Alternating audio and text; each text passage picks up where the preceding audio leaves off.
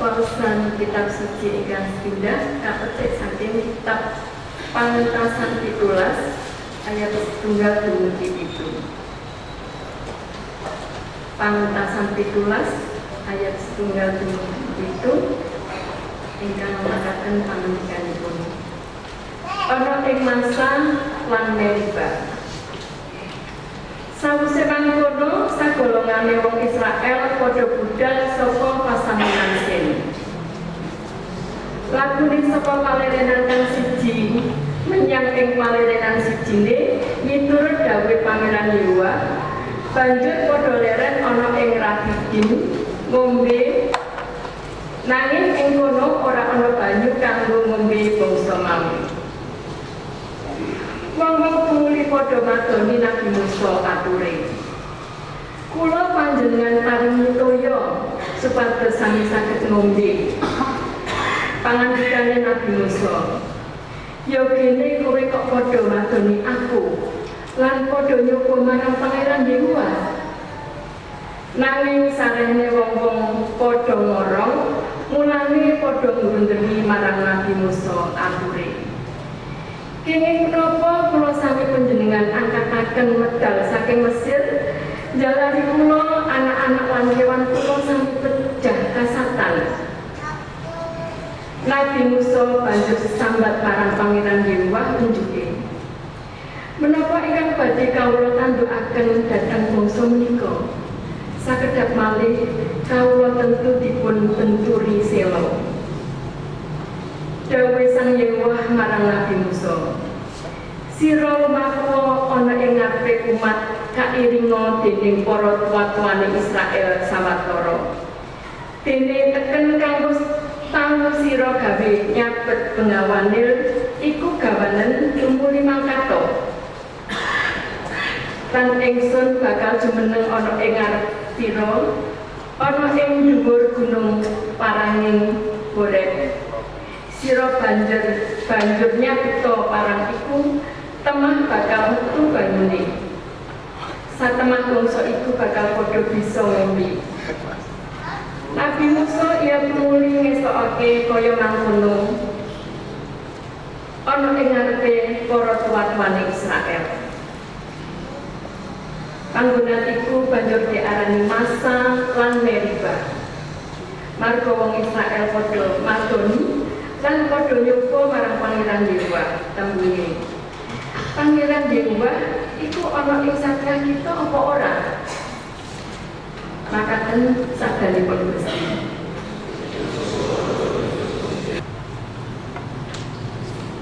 Wawasan ingkang kaping kalih saking serat Roma gangsal ayatipun 1 dumugi 11. Woe pakaryaning Allah anggon kita kabenerake.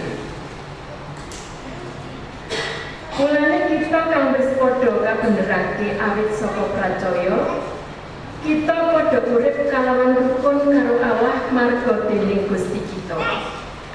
Marga dening Gusti kita Yesus Kristus. Panjenengane iku kang jalari kita padha oleh dalan kang anjuk ing sih rahmat marga saka pracaya. Ana ing sih rahmat iki dumunung kita sarta kita bombong sadroning pangarep-arep bakal tampa kamulyaning Allah. Lan ora mung iku wae, kita malah iya padha bombong sajroning sangsara kita, awit kita padha mangerti menawa sangsara iku jalari tataging ati. Lan tataging ati iku jalari tanggon. Tanggon nukulake pangarep-arep. Dene pangarep-arep iku mesti ora bakal njiwani. Awit siye Allah wis kaesokake ing ati kita dening Roh Suci kang wis pinaringake marang kita. Awit dene ing nalika kita isih padha apes ing wektu kang katentokake dening Allah, Kristus wis nglampahi sedo kanggo kita para wong duraka. Sebab ora gampang wong gelem mati nglabuhi wong bener. Ewa dene kanggo wong utama bisa uga ana wong kang wani mati. Nanging Allah wis nganti nyalake siye marang kita ing bab iki. Nalika kita isih kawengku dening dosa, Kristus wis nglampahi sedo kanggo kita. Luwih maneh, awit kita saiki wis padha kabenerake sarana rahim, mulane kita mesti bakal kaslametake lantaran panjenengane saka bebenduning Allah. Sebab menawa kita nalikane kita isih padha dadi satru, wis karupunake karo Allah dening sedane Kang Putra, mendahane maneh saiki sawise karupunake mesti kita bakal kaslametake awit saka gesane. Ora mung iku wae, kita malah iya bakal padha ngalombono marang Allah marga dening Yesus Kristus Gusti kita. Awit lantaran panjenengane kita saiki wis padha oleh pirukun iku. Makaten pangandikanipun Gusti. Pamaosing Injilipun Gusti Yesus Kristus miturut pastoripun Yohanan bab sekawan ayat gangsal dumugi sekawan dosa kali. Akan saya bacakan dalam bahasa Indonesia. Maka sampailah ia ke sebuah kota di Samaria yang bernama Sikar, dekat tanah yang diberikan Yakub dahulu kepada anaknya Yusuf. Di situ terdapat sumur Yakub. Yesus sangat letih oleh perjalanan, karena itu ia duduk di pinggir sumur itu. Hari kira-kira pukul 12. Maka datanglah seorang perempuan Samaria hendak menimba air, kata Yesus kepadanya, "Berilah aku minum." Sebab murid-muridnya telah pergi ke kota membeli makanan. Maka kata perempuan Samaria itu kepadanya, "Masa engkau seorang Yahudi minta minum kepada seorang Samaria?" Sebab orang Yahudi tidak bergaul dengan orang Samaria. Jawab Yesus kepadanya, "Jikalau engkau tahu tentang karunia Allah dan siapakah dia yang berkata kepadamu, 'Berilah aku minum,' niscaya engkau telah meminta kepadanya, dan ia telah memberikan kepadamu air hidup." Kata perempuan itu kepadanya, "Tuhan, engkau tidak punya timba, dan sumur ini amat dalam. Dari manakah engkau memperoleh air hidup itu? Adakah engkau lebih besar daripada bapa kami Yakub yang memberikan sumur ini kepada kami, dan yang telah minum sendiri dari dalamnya, ia serta anak-anaknya dan ternaknya?" Jawab Yesus kepadanya, "Barang siapa minum air ini, ia akan haus lagi. Dan barang siapa minum air yang akan kuberikan kepadanya, ia tidak akan haus untuk selama-lamanya. Sebaliknya, air yang akan kuberikan kepadanya akan menjadi mata air di dalam dirinya, yang terus-menerus memancar sampai kepada hidup yang kekal." Kata perempuan itu kepadanya, "Tuhan, berikanlah aku air itu, supaya aku tidak haus dan tidak usah datang lagi ke sini untuk menimba air." Kata Yesus kepadanya, "Pergilah, panggillah suamimu dan datang ke sini." Kata perempuan itu, "Aku tidak mempunyai suami." Kata Yesus kepadanya, "Tepat katamu, bahwa engkau tidak mempunyai suami. Sebab engkau sudah mempunyai 5 suami, dan yang ada sekarang padamu bukanlah suamimu. Dalam hal ini engkau berkata benar." Kata perempuan itu kepadanya, "Tuhan, nyata sekarang padaku bahwa engkau seorang nabi. Nenek moyang kami menyembah di atas gunung ini, tetapi kamu katakan bahwa Yerusalemlah tempat orang menyembah." Kata Yesus kepadanya, "Percayalah kepadaku, hai perempuan, saatnya akan tiba bahwa kamu akan menyembah Bapa bukan di gunung ini dan bukan juga di Israel. Kamu menyembah apa yang tidak kamu kenal, tapi menyembah apa yang kami kenal, sebab keselamatan datang dari bangsa Yahudi. Tetapi saatnya akan datang dan sudah tiba sekarang bahwa penyembah-penyembah benar akan menyembah Bapa dalam roh dan kebenaran, sebab Bapa menghendaki penyembah-penyembah demikian. Allah itu roh, dan barang siapa menyembah Dia harus menyembahnya dalam roh dan kebenaran." Jawab perempuan itu kepadanya, "Aku tahu bahwa Mesias akan datang, yang disebut juga Kristus. Apabila Ia datang, Ia akan akan memberitakan segala sesuatu kepada kamu. Kata Yesus kepadanya, akulah dia yang sedang berkata-kata dengan engkau. Pada waktu itu datanglah murid-muridnya dan mereka heran bahwa ia sedang bercakap-cakap dengan seorang perempuan. Tetapi tidak seorang pun yang berkata, apa yang kau kehendaki? Atau apa yang kau percakapkan dengan dia? Maka perempuan itu meninggalkan tempatnya di situ, pergi ke kota dan berkata kepada orang-orang yang di situ, mari lihat, di sana ada seorang yang mengatakan kepadaku segala sesuatu yang telah kuperbuat. Mungkinkah dia Kristus itu? Kata Yesus kepada mereka, makananku ialah melakukan kehendak Dia yang mengutus aku dan menyelesaikan pekerjaanmu. Bukankah kau mengatakan, 4 bulan lagi tibalah musim menuai? Tetapi aku berkata kepadamu, lihatlah sekelilingmu dan pandanglah ladang-ladang yang sudah menguning dan matang untuk dituai. Sekarang juga penuai telah menerima upahnya, dan dia mengumpulkan buah untuk hidup yang kekal. Sehingga penabur dan penuai sama-sama bersuka cita. Sebab dalam hal inilah benarlah peribahasa, yang seorang menabur dan yang lain menuai. Aku mengutus kamu untuk menuai apa yang tidak kamu usahakan. Orang-orang lain berusaha dan kamu datang memetik hasil usaha mereka. Dan banyak orang Samaria dari kota itu telah menjadi percaya kepadanya karena perkataan perempuan itu yang bersaksi. Ia mengatakan kepadaku segala sesuatu yang telah kuperbuat.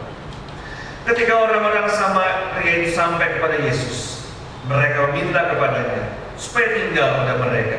Dan ia pun tinggal di situ 2 hari lamanya.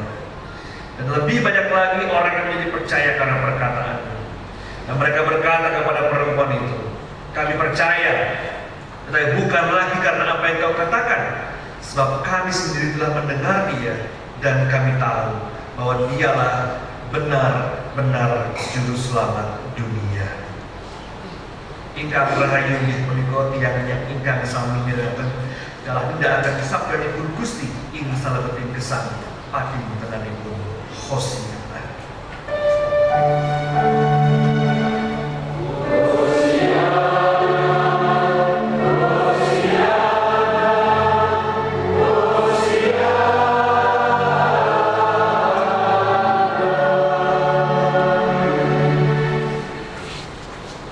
Pasamuan dan kinasih pangapuntenipun Gusti Yesus, Shalom. Nyuwun pangapunten sangat kula boten saged basa Jawi. Basa Jawi kula kewer. Sehingga daripada jadi guyonan lebih baik saged bahasa Indonesia. Boten apa-apa nggih Pak Bade bahasa Indonesia.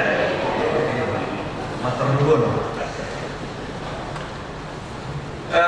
Pada pagi hari ini dalam rangka tukar mimbar pelayan firman dan juga tukar mimbar majelis Jakarta bagian barat dan Jakarta bagian timur, kami dari GKJ Pamulang mengucapkan terima kasih boleh datang dan melayani di GKJ Tanjung Priuk.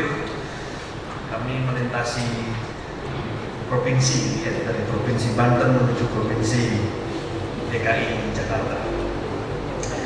Nama saya Yosua Harahap. Kalau yang Batak gitu ya, bukan Batak, orang Batak, walaupun juga nggak bisa bahasa Jawa, juga nggak bisa bahasa Batak gitu. Jadi kalau ada orang datang kepada saya mau bahasa Batak, saya juga olo. Kayak saya ngomong sama orang Jawa gini. Nama saya Yosua Harahap, saya pendeta di GKJ Pamulang, bantu-bantu di GKJ Pamulang. Habis tahun 2012 dan hingga saat ini masih melayani di GKJ Pamulang bersama dengan saya, teman dengan Penatua Sugeng Prianto dan Diaken Sunu. Monggo mungkin boleh berdiri bersama dengan istri Ibu Lela.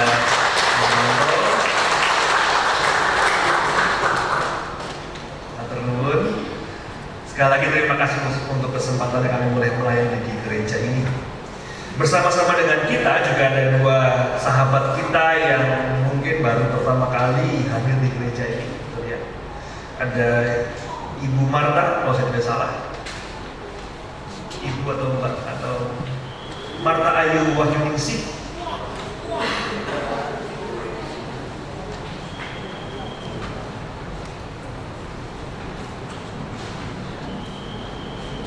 Ada? Dimohon berdiri.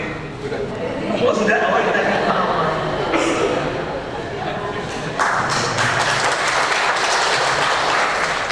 Dan mohon maaf kalau saya salah, Bapak Krisma dan Bapak Armin. Mohon berdiri kalau boleh. Selamat datang Bapak Ibu dalam persekutuan para sahabat Kristus di GKJ Tanjung Priok. Kiranya kita senantiasa boleh terajut dalam ikatan persaudaraan dan persekutuan. Bapak terkasih, di pagi hari ini kita beribadah di tengah-tengah situasi yang cukup tidak menentu. Beberapa gereja meliburkan diri, namun Tanjung Priok tetap setia beribadah pada hari ini. Gitu deh, setia ya. Siapa tak? Namun demikian perlu diakui bahwa keberadaan coronavirus atau COVID-19 mengubah hidup kita dalam banyak hal. Contohnya kalau zaman dahulu ada orang bersin lalu kita katakan bless you. Sekarang kalau orang bersin dia katakan go away. Jangan dekat-dekat sama saya kalau orang bersin. Zaman dulu kita katakan bless you. Tapi sekarang jauh-jauh dari orang bersin. Orang batuk, orang bersin kita jauh. Dulu mungkin kalau kita makan masuk ke restoran Padang, kita makan dulu baru cuci tangan terakhir gitu. Biasanya gitu ya. Oh bukan. Sekarang sebelum masuk cuci tangan, sebelum masuk cuci tangan, setelah makan cuci tangan, kita selalu cuci tangan. Ada perubahan yang begitu banyak. Belum lagi cipika-cipiki sekarang mohon dikurangi ya, atau kalau bisa dihentikan. Cipika-cipikinya sama suami atau istri saja. Jangan sama suami atau istri orang lain. Cukup sama keluarga kita saja. Ada begitu banyak perubahan yang terjadi karena virus yang begitu kecil ini, sesuatu yang mikroskopis, namun mengakibatkan perubahan yang begitu besar. Dan begitu banyak orang meresponnya dengan cara yang berbeda. Nah, pada hari ini kita bersama-sama meresponnya sebagai orang-orang beriman sesuai dengan tema kita bahwa pertemuan dengan Kristus itu adalah perjumpaan yang mengubah kita. Termasuk di saat-saat seperti ini, di waktu-waktu genting seperti ini. Menurut sejarah pada zaman dahulu juga ada begitu banyak wabah-wabah yang pernah terjadi. Contohnya seperti yang saya sebutkan tadi soal bless you, itu muncul pada tahun 600 sebelum Masehi kira-kira. Pada saat itu terjadi wabah yang begitu besar dan memakan korban jiwa kira-kira 500.000 manusia atau sampai jutaan korban jiwa. Begitu banyak orang yang meninggal. Disebut dengan Justinian Plague atau Justinian, wabah Justinian. Pada wabah pada saat itu ada begitu orang banyak meninggal sehingga gereja pada saat itu mengeluarkan sebuah dorongan kepada jemaatnya. Ketika orang bersin katakan bless you. Artinya bahwa ketika orang itu bersin, itu tanda kehidupan. Engkau masih diberkati oleh Tuhan. Engkau masih bisa bersin, engkau masih bisa hidup, sehingga Tuhan memberkatimu. Tuhan melindungimu. Bersinmu tidak malah mematikan engkau, namun justru menandai kiranya Tuhan menolong. Dengan demikian, dalam saat-saat yang genting dan serba tidak pasti pada saat ini, kita diajak sebetulnya untuk semakin dekat dan semakin lekat antara satu dengan yang lainnya. Terutama ketika ada sahabat-sahabat kita yang merasakan sakit. Kita sapa mereka, kita kuatkan mereka. Kita berikan kepada mereka doa-doa kita. Bersyukurlah kita kalau pada saat ini kita lebih banyak berdoa dibanding kemarin. Sekarang mungkin doanya jauh lebih panjang dibandingkan doa kemarin-kemarin. Sama seperti orang sakit, biasa lebih panjang doa orang sakit dibandingkan orang yang lagi senang gitu. Tuhan terima kasih, amin. Kalau lagi sakit itu doanya penuh dengan khusyuk, keringetan, doanya itu Allah ini loh.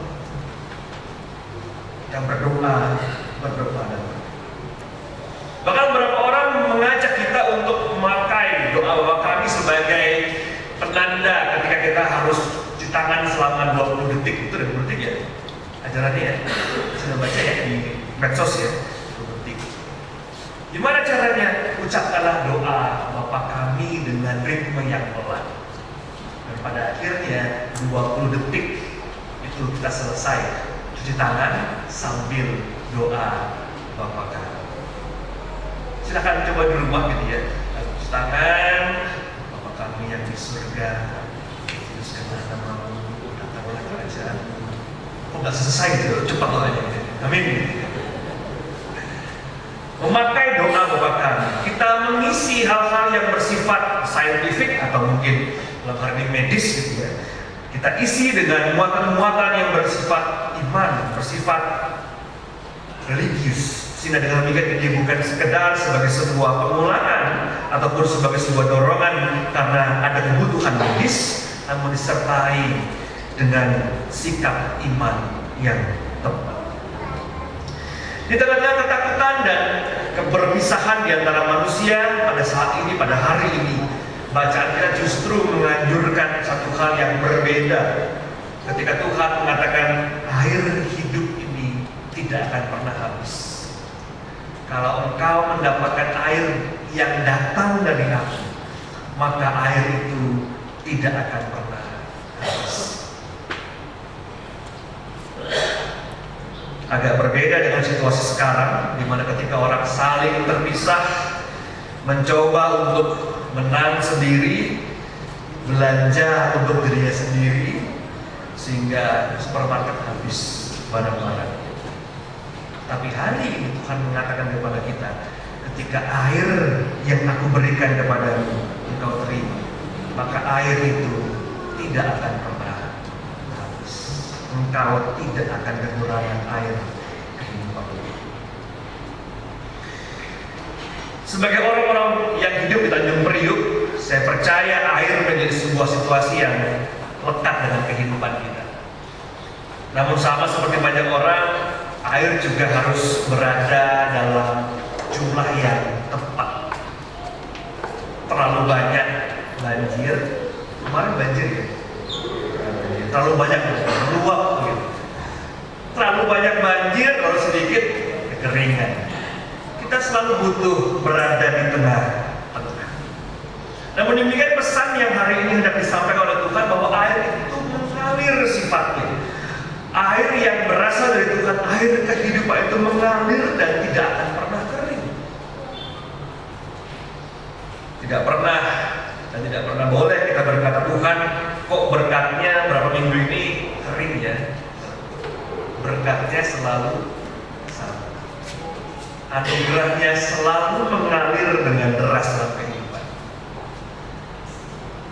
Dengan demikian, yang perlu kita kelola bukan aliran sungai itu, namun bagaimana kita mengelola air yang Tuhan berikan dalam kehidupan kita. Bukan kerannya, namun sesuatu yang kita sebut sebagai penampang tangan kita, hidup kita. Dalam situasi yang terjadi pada saat ini, begitu banyak orang mencoba menggenggam air. Ada yang pernah mencoba menggenggam air? Bisa atau tidak? Nggak pernah bisa. Kita nggak pernah bisa menggenggam air. Ya, paling dapat cuma satu tetes, nggak lebih. Kita nggak menggenggam, namun kita menampung air. Dan namanya nampung selalu bentuknya terbuka. Terbuka seperti itu. Ya nggak pernah begini. Kalau begini ya airnya turun gitu ya. Kita begini ya airnya pecah keluar dari tangan kita. Prinsip berkat juga punya prinsip yang sama. Tangan kita perlu dibuka seperti ini. Kita menerima aliran kehidupan dari Allah. Kita nggak menutupinya, kita nggak menggenggamnya, namun kita membiarkan Tuhan mengaliri hidup kita dengan berkat. Sehingga memang kadang air itu akan datang dengan deras, namun mungkin kadang juga air itu datang dengan kecepatan yang berbeda.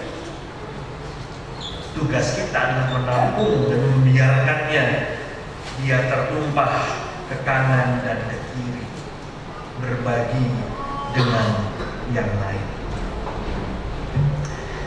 Dalam prinsip berkat sebagai sebuah air yang mengalir dalam kehidupan kita, maka dengan demikian pada saat ini menumpuk membeli dengan jumlah yang sangat banyak sebetulnya ada tindakan menutup berkat atau bahkan menggenggam berkat.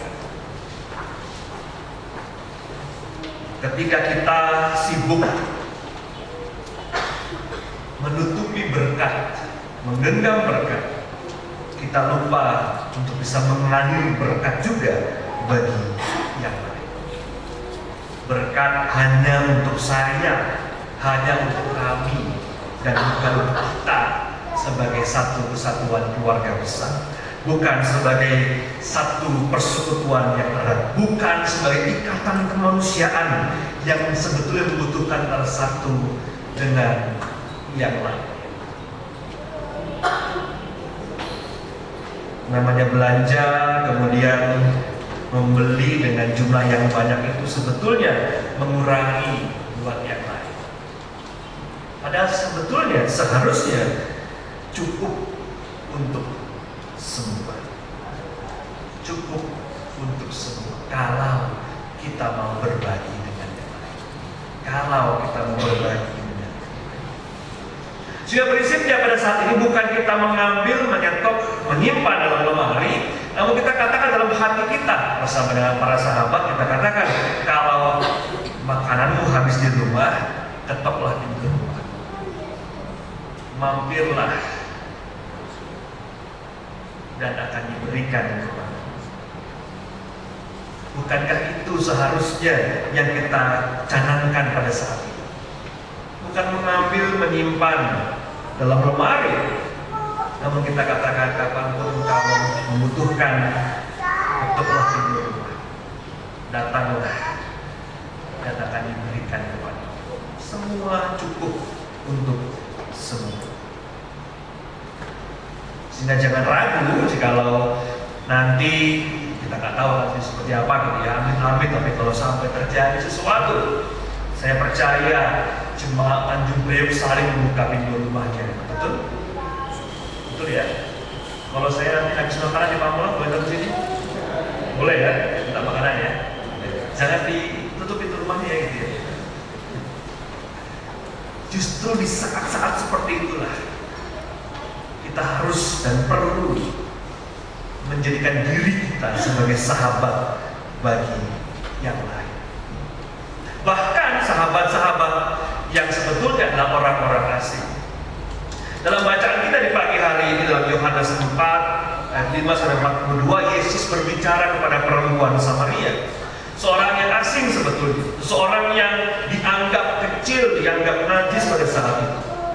Bukan saja ya pada zaman itu, bukan pada zaman itu, bukan saja karena ia menikah berkali-kali, namun dia adalah orang Samaria, orang yang tidak disukai oleh orang Yahudi. Jadi kalau kita lihat peta di bagian belakang Alkitab kita melihat ada Yerusalem di bagian bawah Yudea, lalu ada Samaria di bagian atas. Dan kalau kita membaca dengan lebih cermat di pasal 4, perempuan itu mengatakan bukan di gunung, bukan juga di Yerusalem. Orang-orang Samaria menganggap bahwa gunung ada sebuah gunung suci mereka, dan disitulah Tuhan akan berbicara. Sampai sekarang masih ada orang-orang Samaria yang pergi ke atas gunung pakai baju putih-putih gitu ya, kemudian membawa kitab, membawa kitab orang Yahudi gitu ya, sampai ke gunung. Orang Israel di Yerusalem, kota sucinya. Orang Kristen, di mana kota suci kita? Kita nggak punya ya. Dan dimanapun kita berada, kita menyucikan diri kita. Orang Samaria penuh dengan simbol-simbol sama seperti orang Israel. Di gununglah Tuhan akan datang. Tapi Tuhan katakan bukan di gunung, bukan di Yerusalem. Namun akulah sebetulnya sang sumber keselamatan. Yesus berbicara kepada orang asing, Yesus menerima orang asing, bahkan aliran air abadi itu juga diberikan kepada sang orang asing.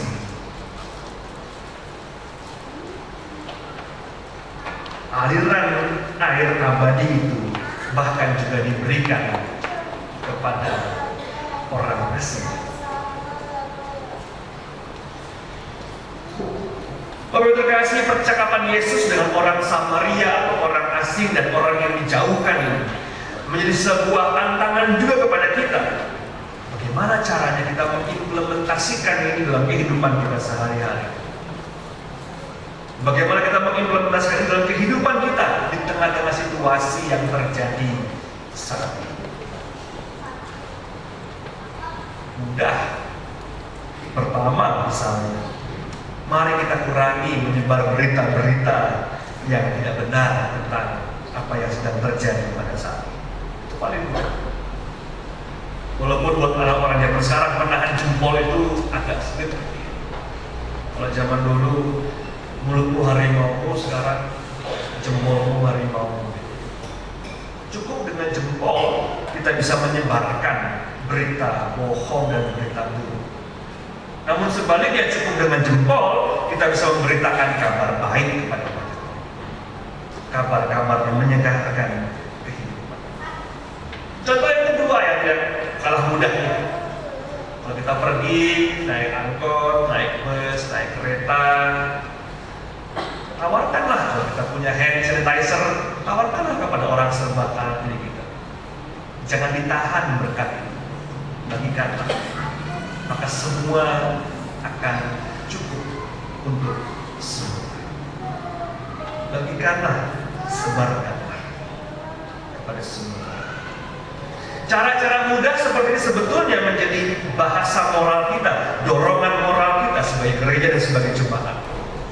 Sama seperti Kristus yang berbagi air abadi itu kepada orang yang asing sekalipun, orang yang dianggap rendah sekalipun. Kita pun juga hendak berbagi kepada orang-orang yang mungkin tidak kita kenal, yang hanya sekelibat hadir dalam kehidupan kita, yang mungkin hanya bertatap muka di bus, di KRL, dimanapun kita berada.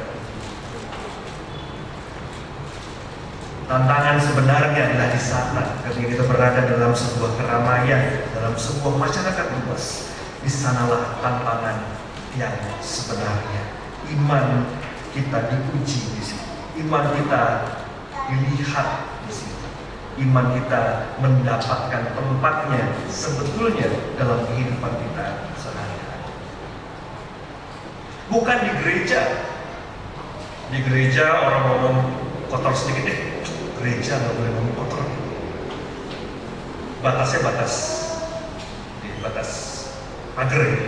Pagar keluar ngomong kotor dikit, apa udah bukan di gereja ya. Gereja dan dunia tidak boleh dipisahkan dengan cara seperti ini. Kalau kita tersenyum dalam gereja, maka di luar gereja pun kita juga harus.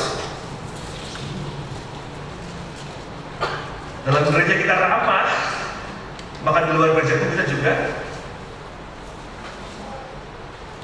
Kalau di gereja kita makan, misalnya ada makanan gitu ya. Lalu ada makanannya, makanan buffet gitu ya. Kita ngantri, monggo duluan aja, duluan. Maka di luar pun kita juga harus enak aja duluan, udah ngantri dari tadi. Kenapa begitu berbeda? Padahal Tuhan menginginkan kita, air abadi itu bukan sekedar sebagai bahasa, bukan sekedar manis di bibir, namun sesuatu yang terjadi aktual dalam kehidupan kita bersama.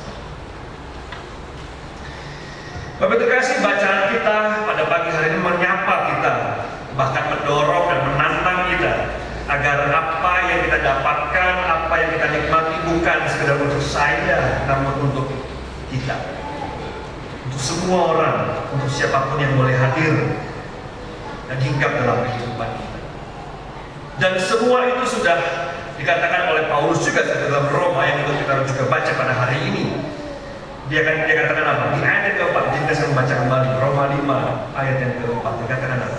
Dan ketekunan menimbulkan tahan uji, dan tahan uji menimbulkan harapan.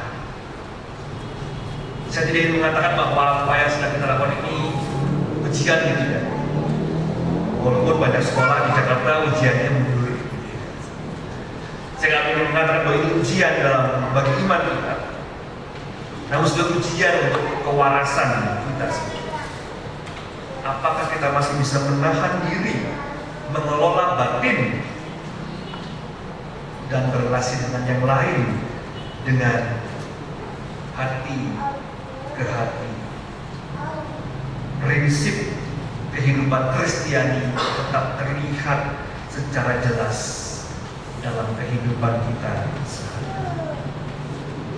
Bertekunlah dalam iman, bertekunlah dalam firman, bertekunlah dalam sabda Tuhan yang menginginkan dan mendorong kita untuk senantiasa mengabdikan diri kita, bukan untuk kepentingan saya, namun untuk kepentingan bersama, kepentingan Tuhan di dalam kehidupan. Sehingga pada hari ini, Bapak terkasih, sama seperti orang Samaria yang berubah, kita pun pulang dari tempat ini kiranya juga punya beban moral yang sama. Saya nggak menahan diri, saya nggak menyimpan, saya nggak menimbun, namun saya berbagi agar semua cukup untuk semua. Agar gereja ini menjadi tempat yang senantiasa menawarkan pengharapan, menawarkan kehidupan, dan bukan kematian, dan bukan kesendirian atau isolasi diri. Marilah di pagi hari ini kita bersama-sama merespons situasi yang terjadi dengan mengatakan, ya Tuhan, jadikanlah diriku sebagai alatmu di tengah-tengah situasi, agar yang terjadi kehendakmu dan bukan kehendak kami. Yang terjadi adalah kebaikanmu dan bukan ketakutan kami. Selamat hari Minggu, Tuhan berkati kita semua. Amin.